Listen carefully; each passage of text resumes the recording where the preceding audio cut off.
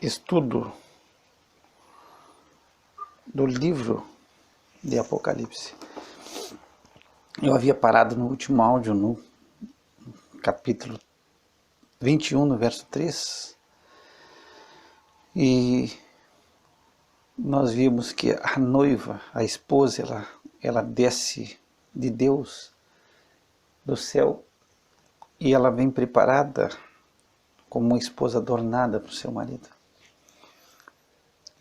Era um evento especial, o casamento judaico. Eles, dependendo da sua condição financeira, muitas vezes o casal pedia aos seus amigos que tinham, ou que eram mais abastados, que tinham condição, pediam roupas, pediam adornos, de tal maneira que aquele evento, o noivo se apresentasse como um rei e a noiva como uma rainha, se colocava o melhor. E essa esposa, ela desce do céu.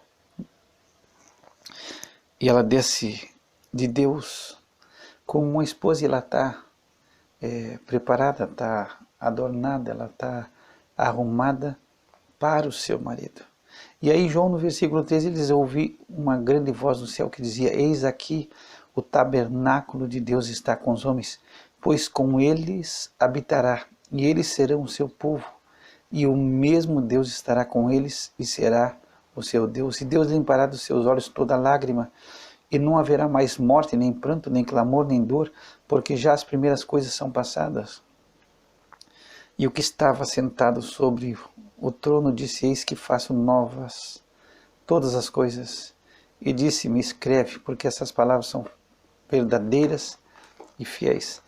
Nesse momento aqui vai se cumprir uma palavra do livro de Levítico, no capítulo 26, se tu puder abrir e acompanhar. É Levítico 26, 11 e 12, diz assim: e porei o meu tabernáculo no meio de vós, e a minha alma de vós não se enfadará, e andarei no meio de vós, e vos serei por Deus, e vós me sereis por povo. Então, aqui é um cumprimento da palavra de Deus ao povo de Israel. É Deus no centro, Deus vai colocar o tabernáculo no meio, e vou andar no meio de vós. Então aqui João diz que ele ouve essa voz, e agora é o cumprimento dessa palavra. O tabernáculo de Deus está com os homens. Quando diz que o nosso amado Jesus Cristo, no Evangelho de João, e ele se faz carne, tu pega no capítulo 1, e ele vem e habita entre nós. O verbo, ele se faz carne, e ele vem e habita conosco. É o mesmo termo, ele está tabernaculando conosco, ele está habitando, é Deus habitando conosco. O verbo se fez carne. Tu pega no Evangelho de João, no capítulo 1, do verso 14, o verbo se fez carne e habitou entre nós. E vimos a sua glória como a glória do unigênito do Pai, cheio de graça e de verdade. Então aqui nós vemos a Cristo, nosso amado Senhor Jesus Cristo. É Deus se fazendo carne, e ele tabernaculou conosco. Ele habitou conosco, ele andou entre nós, ele caminhou. É Deus se fez carne e caminhou e viveu como um homem.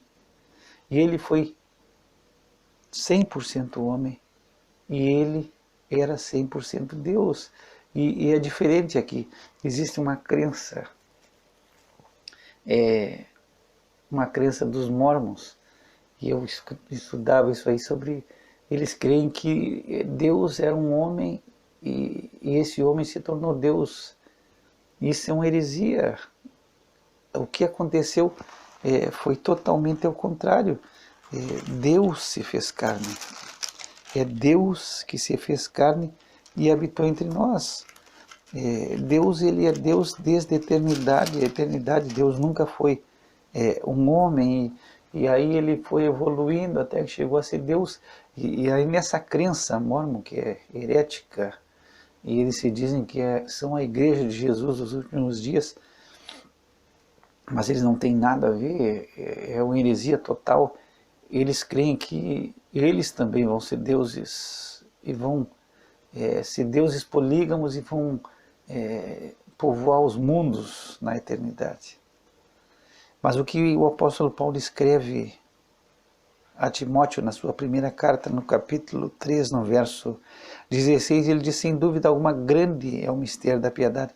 Deus se manifestou em carne, foi justificado no Espírito, visto dos anjos, pregado aos gentios, crido no mundo, recebido acima na glória. Então, 1 Timóteo 3,16, Deus se manifestou em carne. E aí João diz que o verbo se fez carne, quer dizer, Deus, o verbo era Deus, ele diz no verso 1, o verbo era Deus. Então, o verbo se fez carne, Deus se faz carne, e ele habita, ele tabernaculou conosco. Então nós temos o Filho, Deus, Filho, habitando conosco. E aí é interessante porque se tu vai para João, no capítulo 14, Jesus fala sobre a promessa do Espírito. E aí também entra algo interessante, porque ele vai dizer no verso 17 sobre o Espírito de verdade que o mundo não pode receber, porque não o vê nem o conhece, mas vós o conheceis porque habita convosco e estará em vós. Aí ele está falando sobre o Espírito Santo, João 14, 17. Ele habita convosco e ele está em nós. Então nós temos em João 1, o verbo, o verbo era Deus. Quando Paulo escreve a Timóteo na sua primeira carta 3,16, diz: Deus se fez carne. E aí João segue dando testemunho, no verso 14 do primeiro capítulo, diz assim: e o verbo se fez carne e habitou entre nós, ele tabernaculou conosco. Ele colocou seu tabernáculo entre nós e andou entre nós. E depois, João também escreve que o Espírito Santo, ele habita em nós. E agora, no Apocalipse, no final, no estado eterno, o tabernáculo de Deus Pai, ele se coloca, o céu desce à terra. E ele desce de Deus, e Deus habita com os homens. Então é algo tremendo, e nós não vamos conseguir compreender a grandiosidade do que João está ouvindo. Nós temos Deus se fazendo carne e habitando conosco. Nós temos o Espírito de Deus vindo a nós, enviado por Cristo, e ele habita em nós e está conosco. E agora desce do céu o tabernáculo de Deus, e ele vai estar com o homem. É algo glorioso. Se tu pega o Salmo 11, ele diz que o trono de Deus está no céu, Deus está no seu santo templo, o trono de Deus está nos céus. E agora, esse santo templo, ele desce, na eternidade ele desce, e Deus habita com os homens. Salmo 11, verso 4, o Senhor está no seu santo templo, o trono do Senhor está nos céus. Então, dos céus desce, e aí João diz que ele escuta essa grande voz que vem do céu, e essa voz está dizendo: agora Deus está habitando. É um cumprimento de Levítico 26, 11 e 10. Deus está tabernaculando com os homens, o tabernáculo de Deus A habitação de Deus é entre os homens, está com os homens, e Deus vai habitar com eles. E Deus vai ser, eles vão ser o povo de Deus, e Deus vai estar com eles e será o seu Deus. E isso é grandioso, é glorioso, a Trindade, o Deus Trino habitando conosco, tabernaculando conosco. É cumprimento da palavra de Deus. Esse é o estado eterno, esse é a eternidade. Estamos com Deus, Deus vai habitar juntamente conosco.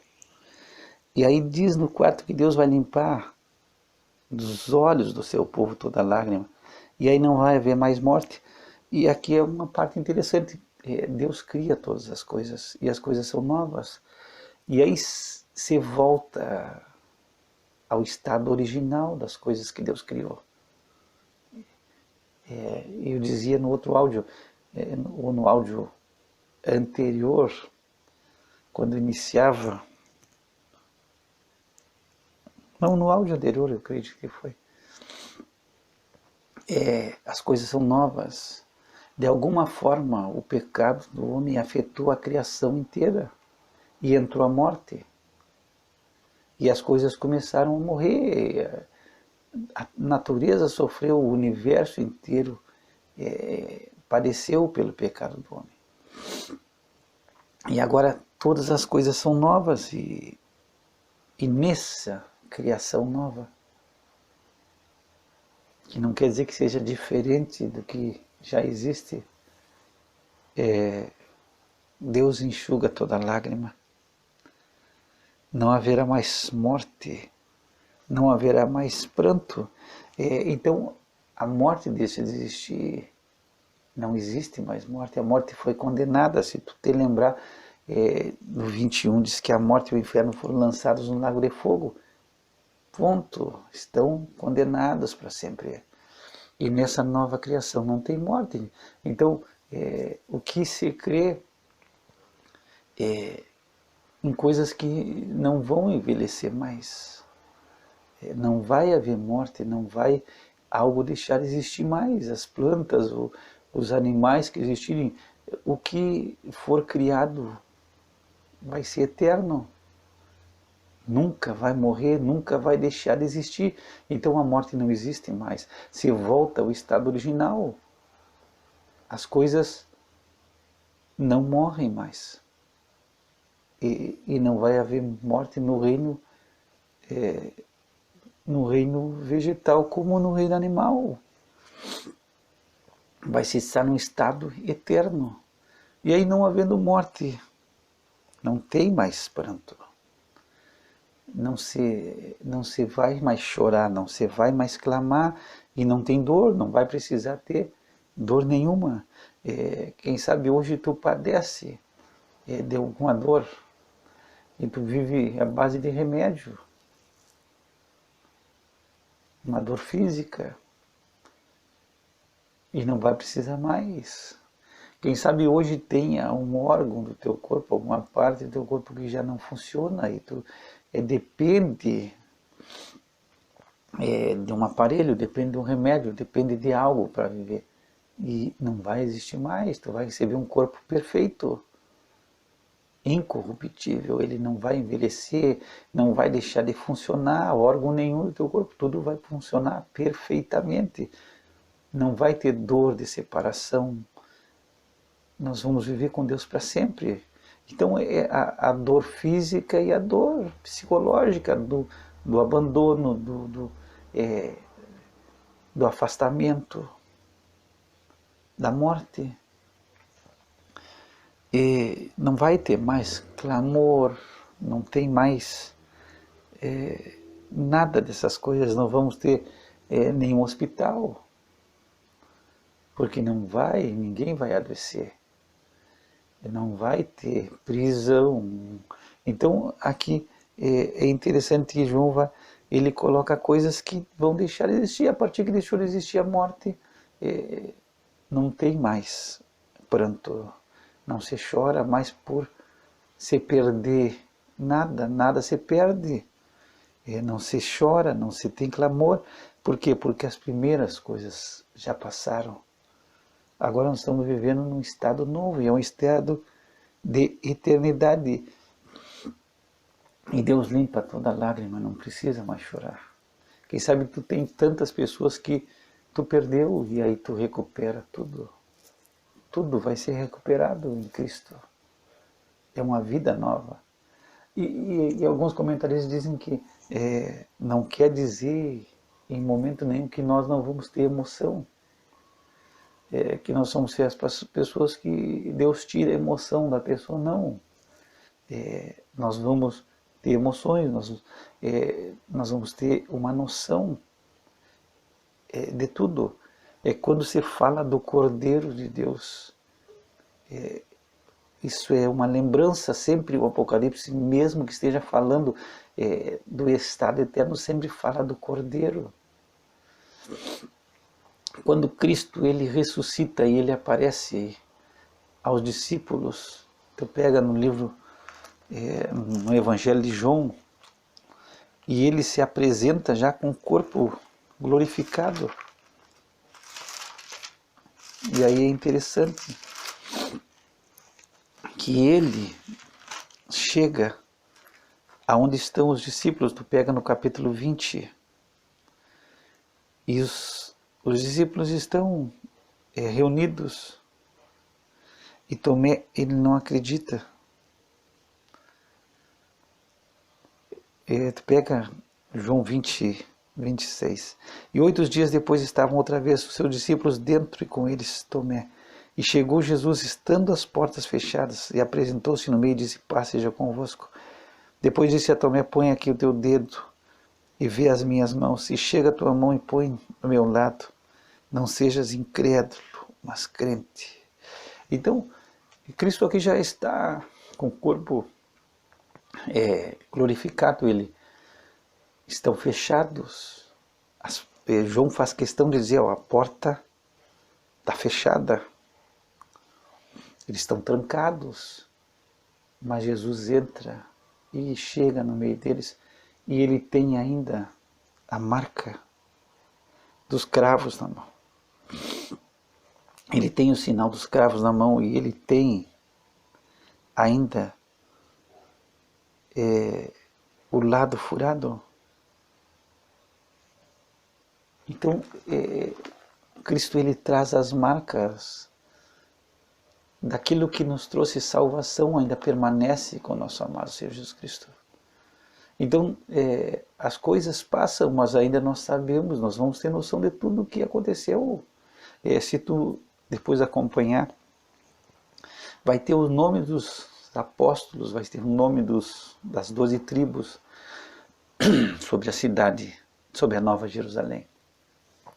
Então não quer dizer em nenhum momento que não vai haver lembrança de nada do que aconteceu, nós vamos saber quem nós somos, não. Se vê o Cordeiro, se sabe porque se está no céu. Agora o que não vai haver? Não vai haver mais a dor e esse sentimento de perda, o choro pela perda, pelo sofrimento, e se deixa de existir. E aqui também vai se cumprir uma palavra de Isaías, que é interessante, Isaías 35:10, que é algo que nós não conseguimos compreender, mas Isaías fala, no capítulo 35, no verso 10, ele diz: e os resgatados do Senhor voltarão, e virão a Sião com júbilo, e alegria eterna haverá sobre suas cabeças.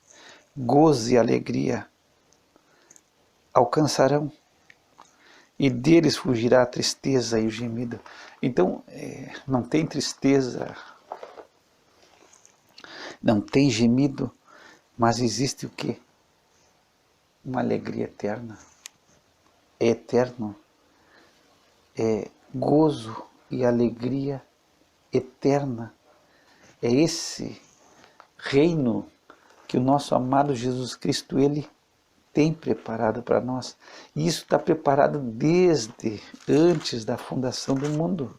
Quando o nosso amado Senhor Jesus Cristo, ele fala em Mateus 25, ele fala sobre esse reino que está preparado desde a fundação do mundo. Pega Mateus 25, 34. Então dirá o rei aos que estiverem à sua direita: vinde, benditos de meu Pai, possui por herança o reino que vos está preparado desde a fundação do mundo. Então, esse reino glorioso é o que Deus tem para nós, para os redimidos, aqueles que foram comprados pelo sangue do Cordeiro. Eles vão receber um reino eterno, e é um reino que já está preparado. E ele desce do céu, e nós vamos ser benditos de Deus. Olha, vocês são benditos de meu Pai. Vocês vão possuir esse reino eterno, e é algo glorioso, porque não tem mais dor, não tem mais morte, não tem mais envelhecimento. Então é algo que nós não compreendemos, e que Deus tem preparado para nós. E é Deus habitando conosco. Não há mais pecado. Se deixa de lutar, essa luta que nós temos com o pecado diariamente, procurando agradar a Deus. Essa tendência nossa, essa tendência carnal, essa natureza carnal, ela deixa de existir. E aí não tem mais essa luta com pecado, com as coisas erradas, com a mentira, com pensamentos impuros, com ódio, com ira, com raiva. E aqui Deus enxuga toda lágrima. Quantos de nós vivemos uma vida com sentimentos de perda, de choro, de dor, de mágoa, de ressentimento. E aí Deus dá uma limpeza total. Tudo que traz tristeza, Deus limpa. E aí é uma vida totalmente nova preparada para nós. É algo que Deus tem feito, e as primeiras coisas elas passaram. Quando tu pegas 2 Coríntios 5, 17, diz: se alguém está em Cristo, é nova criatura, as coisas velhas já passaram, tudo se fez novo. Então as primeiras coisas já passaram, estamos em Cristo. E aí diz no verso 5 que está sentado sobre o trono. Deus está sobre o trono. Ele diz: eu faço nova todas as coisas. Tudo é novo, tudo é zero quilômetro. E aí ele manda a João: escreve essas palavras, porque elas são verdadeiras e são fiéis, são palavras de verdade, palavras certeiras. Quem sabe nesse momento aqui tu diz: não, mas por que Deus manda escrever essas palavras? E Deus dá ordem: escreve, porque é o que está sentado ao trono. Deus Pai manda, escreve essas coisas. E aí tu tem que voltar ao contexto. Nós temos uma igreja sofrendo perseguição, sofrendo dor, pessoas sendo mortas. Muitos cristãos perdendo tudo, chorando, clamando desesperadamente, chorando por os filhos que perdem, chorando pelos pais, chorando pela família, chorando pelos irmãos, clamando e padecendo dor dia e noite, vivendo uma vida oprimida. E a Bíblia diz que todos os dias os oprimidos são maus. E aí cai essa promessa de Deus às igrejas. Cai essa promessa gloriosa de não vai ter mais pranto. Deus vai limpar tudo isso. Não tem lágrima mais. E aí Deus pode escrever, isso é verdadeiro, isso é fiel, isso vai acontecer. E para a igreja é algo glorioso. Quem sabe para ti hoje não é. Quem sabe para a nossa igreja hoje que está flertando com o mundo, esse céu não é, e esse estado eterno, e esse tabernáculo de Deus descendo, dá para dar uma demorada mais. Não precisa ser agora, está tudo legal aqui. Se tu não está padecendo, se tu não está sofrendo, tu está tranquilo. E tu diz, não dá para segurar. Agora tu está vivendo uma fase de João aqui, uma igreja perseguida, uma igreja, pessoas estão sendo, cristãos estão sendo assassinados. Uma igreja fugindo, tendo, quem sabe, cada família tendo um morto. E aí é um conforto, é uma palavra que Deus quer dizer, pode escrever. Escreve porque essas palavras são verdadeiras e fiéis. E nós estamos hoje numa igreja que, infelizmente, está enamorada pelo mundo, está encantada com o mundo. E aí, quem sabe, essa promessa não afeta. Ah, tá, legal, Deus está, não vai ter choro. Mas muitas vezes é esse o problema, e nós vamos entrar no verso 6, no próximo áudio. Não vamos entrar hoje para não atropelar as coisas, nós vamos devagar. Mas é esse o grande problema. Quando tu te acomoda com o mundo, quando tu consegue viver da maneira do mundo e fica legal e tu tá bem, você crê muito nisso. Quando tu pega o livro de Esdras e Neemias e sai o decreto há muito tempo de Ciro, de que os judeus podem voltar, e Ciro dá ordem para reconstruir o templo. Muitos judeus eles não querem mais voltar. Se diz que muitos eles estavam bem acomodadinhos em Babilônia, eles estavam bem, eles estavam prosperando, eles conseguiram se adaptar ao sistema.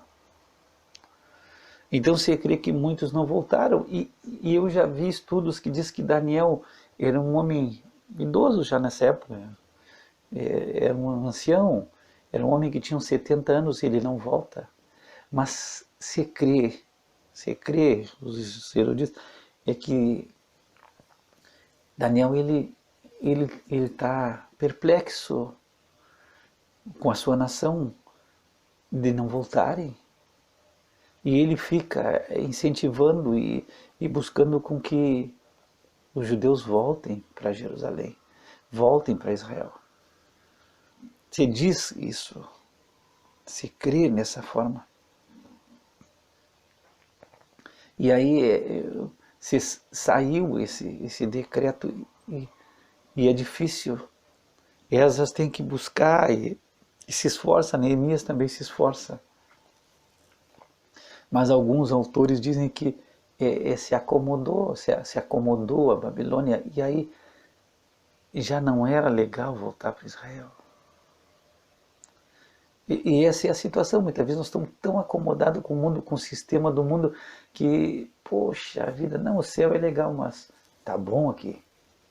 E isso é um pouco, quem sabe seja uma alegoria, nossa, quando a gente pensa nos judeus, eles foram para o cativeiro, sofreram, mas de uma maneira que eles conseguiram se adaptar à Babilônia. E começaram a prosperar em Babilônia, e aí eles não desejam mais voltar, eles estão apegados. E aí não vale a pena mais voltar, muitos voltam, mas se diz que muitos ficaram. E não quiseram voltar, e não quiseram retornar. E esse é a nossa situação. Muitas vezes nós estamos tão bem nesse mundo, nós estamos vivendo tão maravilhosamente, a gente quer viver quanto mais aqui, melhor, estamos agarrados, nos adaptamos ao mundo. E o mundo ele faz uma propaganda e ele tenta nos seduzir. não existe em nós sede de justiça. A gente vê a injustiça e a gente consegue conviver normalmente. E aí nós vamos ter que entrar no 6, vamos entrar aqui, não vamos deixar. E disse-me mais, está cumprido, eu sou o alfa e o ômega, o princípio e o fim. E a quem quer que tiver sede, lhe darei, de graça lhe darei, da fonte da água da vida. Então aqui, nós vamos seguir depois, a partir daqui, mas é só para nós termos uma noção. O alfa e o ômega, o alfa é a primeira letra do alfabeto grego e o ômega é a última. Então o que está dizendo, Senhor é o princípio e o fim, é o alfabeto todo, é como se fosse o nosso A a Z. Deus é tudo. Ele é o princípio, ele é o fim, ele é o início de todas as coisas, e não é aqui que Deus começou de algum jeito, Deus iniciou, não, ele diz que tudo inicia em Deus, e tudo termina em Deus, tudo é Deus, Deus é o princípio e o fim, ele é o alfa e o ômega, e tudo está cumprido, e aqui tudo se cumpre, tudo aquilo que Deus preparou, tudo que Deus planejou antes da fundação do mundo, na Trindade se cumpriu. O propósito eterno que se fala, acredito no livro de Efésios, um propósito eterno se cumpre. Tu pega Efésios 3:11 diz, segundo o eterno propósito que fez em Cristo Jesus, nosso Senhor. Então esse propósito eterno é que Deus, tu pega o verso 10, é Deus pela igreja manifestando a sua multiforme sabedoria, fazendo conhecida aos principados e potestades nos céus, era um propósito eterno de Deus. E Ele fez isso em Cristo Jesus, o nosso Senhor. Então, esse propósito eterno se cumpre. Deus manifesta toda a sua glória, toda a multiforme sabedoria aos principados e potestades dos céus. Deus quer revelar toda a sua glória. E aqui Deus consegue chegar ao final, o que Deus estava preparando. Deus chegou ao fim e ele está cumprido. Deus cumpre, e ele usa a palavra consegue, mas não é Deus. Não é que Deus consegue como se Deus está tentando, não. Deus cumpre, ele não consegue, ele cumpre. Ele chega àquilo que ele desejou e que ele planejou antes da fundação do mundo. E ele consegue mostrar aos principados e potestades toda a sua majestade e a sua glória. E aqui anjos e todos os seres espirituais e celestiais, eles estão maravilhados com aquilo que Deus fez e que Deus tinha planejado. Perdão. Eles se encontram perplexos diante de Deus pela sua glória, pela sua majestade. É indizível o que Deus tem preparado. Quando Paulo ele escreve, ele diz que o que Deus tem preparado nunca entrou, nunca chegou ao coração do homem. O que Deus tem preparado para aqueles que o amam. Ninguém é indizível, é inefável, é superior a todas as coisas. É algo glorioso o que Deus tem preparado e reservado para o homem. E nós vamos terminar aqui e no próximo áudio eu vou fazer uma puxada sobre o que eu queria falar sobre esse acomodar com o mundo. Nós estamos com a igreja hoje que está bem com o mundo, nós estamos bem na política, nós temos muito cristão proeminente na nossa nação, a igreja está bem. Então essa igreja que não está tão assim necessitada de um arrebatamento, o estado eterno pode dar uma esperada, porque a gente se acomodou a esse mundo. Nós estamos vivendo e flertando com o mundo. E esse é um perigo para a igreja. Mas eu vou terminar esse áudio nesse momento. Fica bem, eu acredito que fica muito bem terminar com essa passagem. 1 Coríntios 2, 9, diz assim: mas como está escrito, as coisas que o olho não viu, e o ouvido não ouviu, e não subiram ao coração do homem, são as que Deus preparou para os que o amam. E é isso que João está vendo, é isso que João está ouvindo, coisas que o olho nunca viu e que o ouvido nunca ouviu. Essas coisas que Deus tem preparado, esse estado eterno, essas coisas novas, está cumprido, já está tudo feito, o plano eterno se completa, se cumpre, o propósito eterno de Deus em Cristo, de preparar uma noiva, uma esposa para o seu filho e de viver a eternidade com ele e ele habitando no meio dos homens. Se cumpre. É o que o olho não viu e o que o ouvido não ouviu. E o que Deus está revelando ao apóstolo João. Pai, nós te damos graça pela tua misericórdia, pela tua bondade, que é infinita e é gloriosa. Manifesta, Senhor, cada dia mais o teu poder através das nossas vidas. E coloca um anelo profundo no nosso coração, da eternidade, de buscar as coisas do alto, de pensar nas coisas do alto. Que o nosso coração esteja em Cristo Jesus. Que o Senhor te abençoe e te guarde, que o Senhor faça resplandecer sobre ti o seu rosto e tenha misericórdia de ti. Que o Senhor levante seu rosto sobre ti e te dê a paz, graça e paz da parte de Deus nosso Pai e do Senhor Jesus Cristo.